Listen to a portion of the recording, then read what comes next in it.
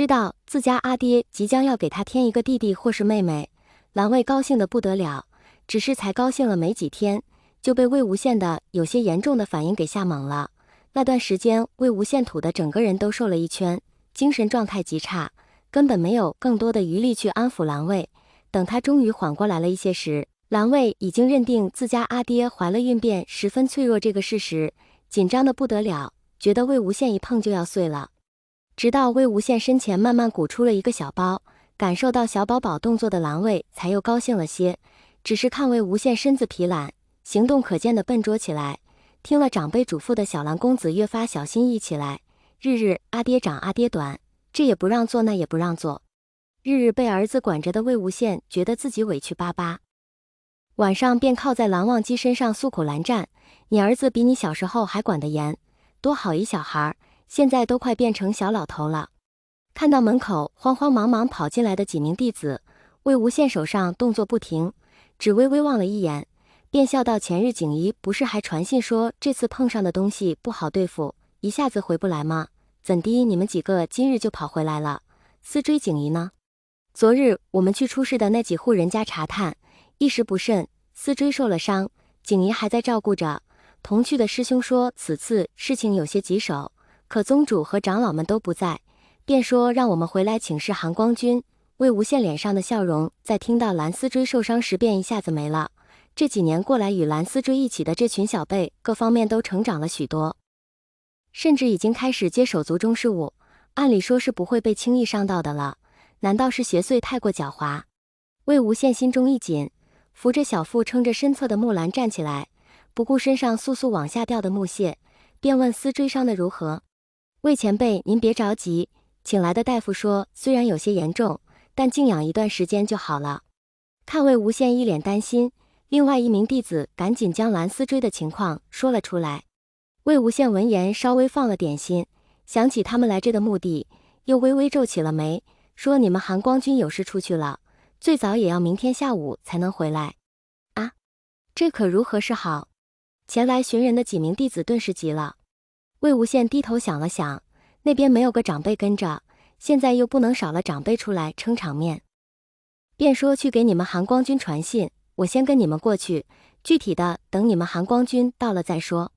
阿爹不能去。魏无羡话音刚落，几名弟子身后突然传来蓝卫的声音，几人顿时一齐向门口看去。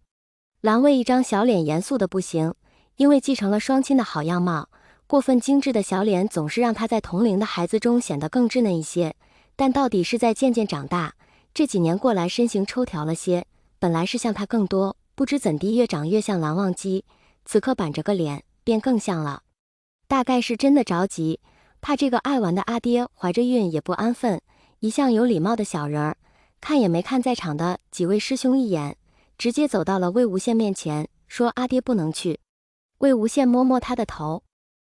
说你的师兄们遇到了困难，你思追哥哥又受了伤，没有长辈在，阿爹不放心，要去看看他。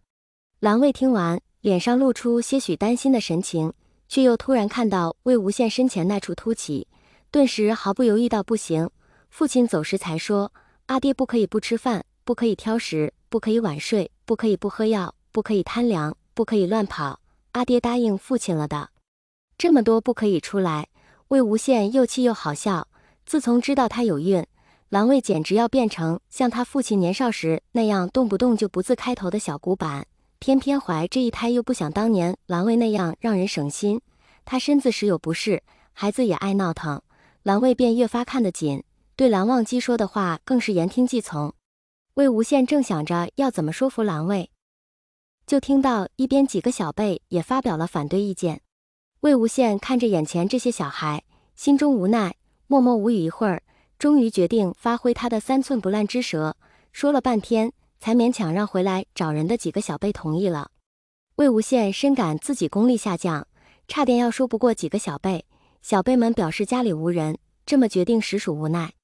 魏无羡跟着几人依见前往，还带上了蓝家的医师。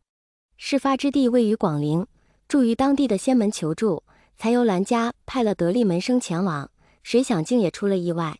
蓝思追伤的是有些重，好在不是要害，人还是清醒的，看到魏无羡来，惊得不行，蓝景一向心直口快，现在年纪长了，胆子也越发大，对着魏无羡念叨个不停，直说要魏无羡回去休息。魏无羡哪是闲得住的人，自觉没有不适，休息了一晚，便领着人四处查探，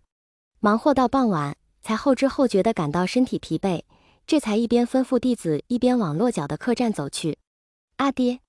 前方突然传来一声唤，魏无羡抬头一看，就见蓝卫沉着一张小脸站在几步开外，身后还跟着几名门生。